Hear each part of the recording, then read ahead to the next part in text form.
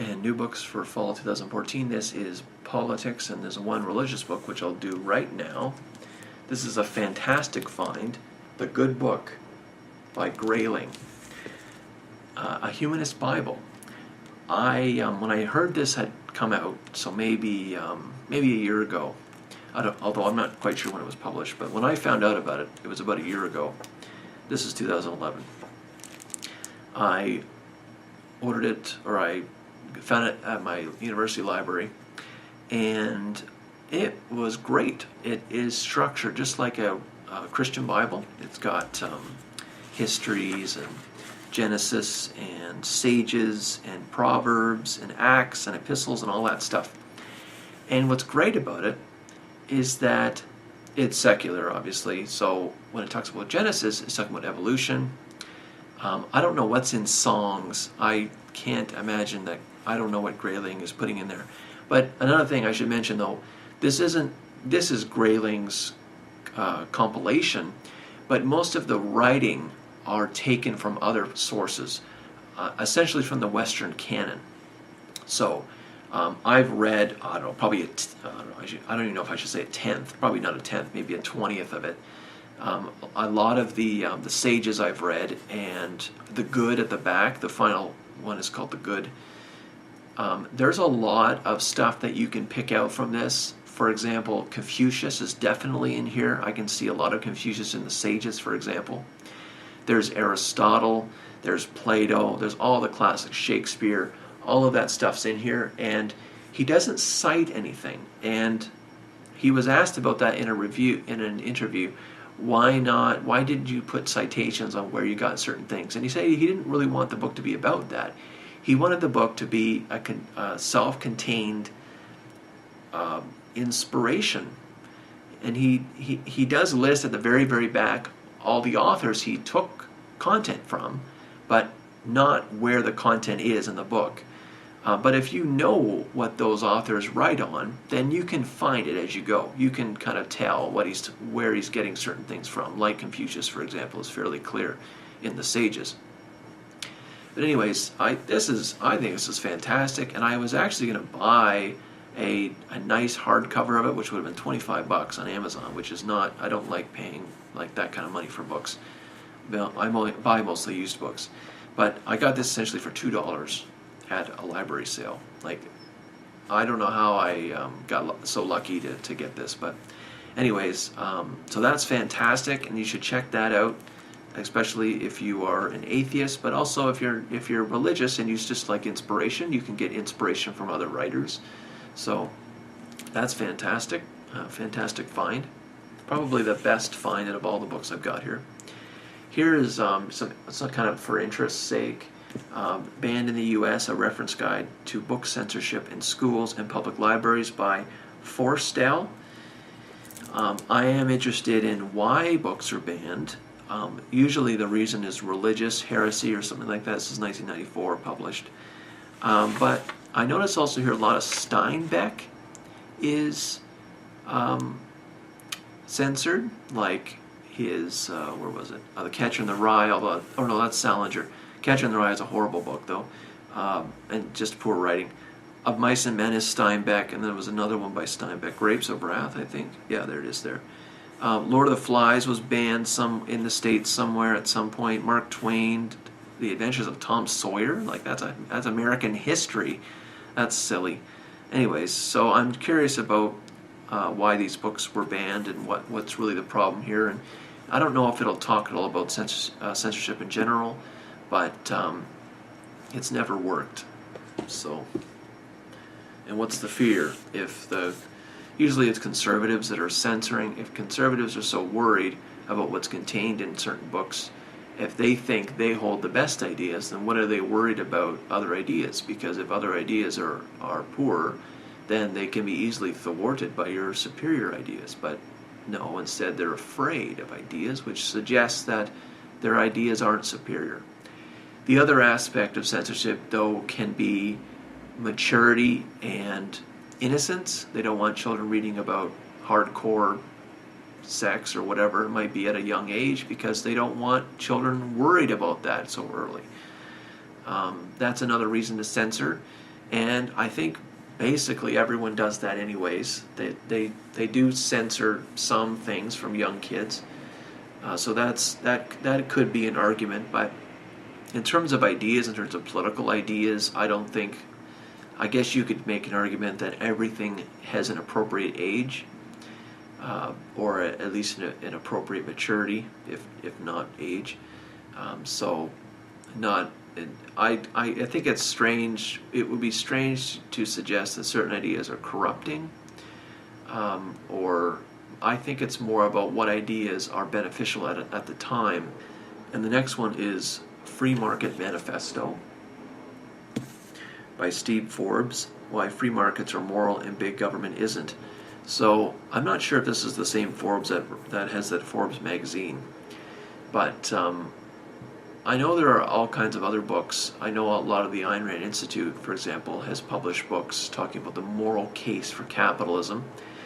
There's even a famous debate, well, I don't know if it's famous or not, but it's on YouTube. The debate was, I think it was in 1984, which is interesting. And it's between capitalists and socialists. It was out of York University. And that's a really good debate and really interesting. One of the two socialists, one of them is there's a political party in Canada called the NDP, which are essentially left-wing. They're Democrat. They're essentially the Democratic Party in the States, but they're probably a touch more left-wing than that. And they tend to be pro-union and things like that. And there was one of those guys there, and then there was they're both professors, and the other professor was, I think, women's studies, but also a left-winger. And then the capitalists, in the debate was Leonard Peikoff, who was associated with the Ayn Rand Institute, well, I guess a founder, and Ridpath, who is a really interesting person, was a professor of intellectual history, which I think is actually quite. I wish I had a degree in intellectual history, because I think that's actually quite beneficial. But anyways, they had a debate over the moral case for capitalism versus socialism. What's the moral system? And that's a great debate. I know there's a book called Free Market Revolution, which is on the moral case for capitalism. There's another one too, which I can't think of now. I think it's also just called The Moral Case for Capitalism, something like that. But anyways, the Ayn Rand Institute prints a lot of work on that, the moral case for individual rights and the right to produce labor and to keep it and things like that. But so I'm curious if this is kind of the same kind of line. I'm not sure if this takes a more conservative line, but anyways, so I'm interested to see what's in this one. And the last book, which is probably a great contrast, is Chris Hedges, From Death of the Liberal Class. So Chris Hedges is definitely on the left, and he had a debate with Christopher Hitchens on, I'm not sure, it was on something about warfare. I'm not sure if it might have been on the Iraq War, but I can't quite remember right now. But Hitchens kind of bullied him in that interview, in the debate, a public debate, which some of that was justified because the guy was complicit in terrorism. He was essentially saying that, but these people are just essentially defending themselves, and so they have a right to blow up buses and things like that, which I think is pretty horrible thing to say, but anyways, Chris Hedges is definitely on the left, and he's one of those people who usually are just anti-corporation, evil business people and all that stuff. Look out, look out, companies will take over the world unless we prop the government up to attack it. And he has this whole socialist idea that we the people will rule, which has never been the case. It's just complete nonsense. We the people rule the socialist government. Is just like, that's kind of the belief of socialists, is that the people will rule, that we can control the government. The people that we elect, if you're a democratic socialist, but some people aren't, the people that are in the government and are making laws and are regulating and all that, we the people, the citizens, can control them. But that's just never the case. Even in democracies that aren't left-wing like that, it's just never the case. They end up doing what they want to do anyways. They will pull through their bills that they want, and they're more or less autonomous and more or less not accountable to the public. And of course, you can see all that stuff going on with the NSA right now in the United States, completely unaccountable to the public. They can do mass surveillance and no one, and without any constitutional authority.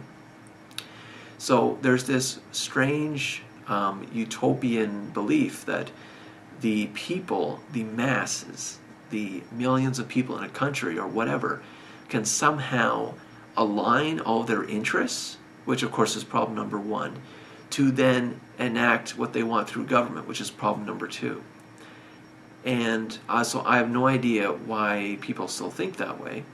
But anyways, Chris Hedges sees that the current corporatism, I guess you'd probably call it, or neoliberal is a new term, which is strange because liberals tend to be positive today and liberals tend to be left-wing. So it's strange that they would say a neoliberal all of a sudden is a right-winger. Like it's strange, even though the classical definition of a liberal was a classical liberal, and that was a laissez-faire kind of person, a person for free markets and for freedom in general. So the terms are getting Orwellian today. What is a neoliberal? No idea. But anyways, I'm interested to read Chris Hedges. I have another one of his books called Empire of Illusion, but I am interested to see what he has to say and learn from him, of course, and certainly learn what the point of view is from this side. There is a genuine concern about corporate takeover, like a kind of, I'm not even sure if that's quite Brave New World, because Brave New World wasn't really corporation takeover. It was more about just infecting people's pleasure, infecting people's lives with so much pleasure that they're incapacitated and enslaved. It's more like, it's actually similar to Amusing Ourselves to Death by Neil Postman, which is a fantastic book. But there is a genuine fear about corporations, giant, they call them multinational global corporations taking over the world. That can be done, but only with the government. Not a Microsoft can't tell me to buy Windows or not, but the government can tell me to pay my taxes or go to jail. There's a fundamental difference between voluntary transactions in a market and coercion. Fundamental difference. So in any case, I'm not sure if when he talks about the liberal class, if he's meaning that a political class, or does he mean the middle class? But in any case, this is definitely against corporations kind of lowering wages, and he calls it, I saw feudalism on the back here, neo-feudalism, which essentially is serfdom, and where you would rule over subjects and they would work for you. And there's all those terms used today, like we want a living wage for unskilled labor, people that work at McDonald's, which is supposed to be just teenagers. Those kinds of people that are cashiers or fry people, they're supposed to earn a middle class income. It's nonsense. Like that's insane. So, anyways, I'm happy to read Chris Hedges and learn what he has to learn, what the concerns are of people about the they probably call it overexpansion of corporations or something like that. In many ways, the government actually protects corporations. And from my point of view, the strength and the current existence, especially of very large corporations, I think is actually a product of government regulation and help in terms of regulations that favor some companies over others. When the tax structure and the regulations become so complicated you need lawyers to decipher them, small businesses can't compete with that because small businesses don't have the capital to hire these lawyers. But a big company like Walmart, they can easily handle the government's nonsense with lawyers, and they can slow the government down with lawsuits, and there's all kinds of ways to get around the system when you're a giant corporation, but not when you're a small business. You just get crushed. And so that's what happens. And you have this environment that then incentivizes or grows or selects big corporations to grow and grow and get bigger and bigger, and kills everything else, kills budding businesses. They just get destroyed under this system. So there's all kinds of reasons that I see what's going on with the rise of corporations, but I don't know whether Chris Hedges, I just assume, which I really hope it's not the case, but I assume that his analysis is going to simply suggest we need more regulation, and that the government can solve our problems, and that the government just needs to regulate these corporations and their size and cap CEO salaries and crank up the minimum wage to $50 an hour or whatever the number is. And I just assume that's going to be the solutions, and that is complete economic illiteracy and has been done before and failed miserably. So anyways, I guess I'm fairly prejudiced about what might be in this book, but I will definitely read it, and I will definitely review it if there's interesting things to say in here. And I assume there is. Chris Hedges isn't an idiot, but that point of view, I think, is been so heavily discredited. But I don't want to straw man it. Maybe there's a better point of view in here, and I will learn something from it. So that's it for new books, for new politic type books for fall of 2014.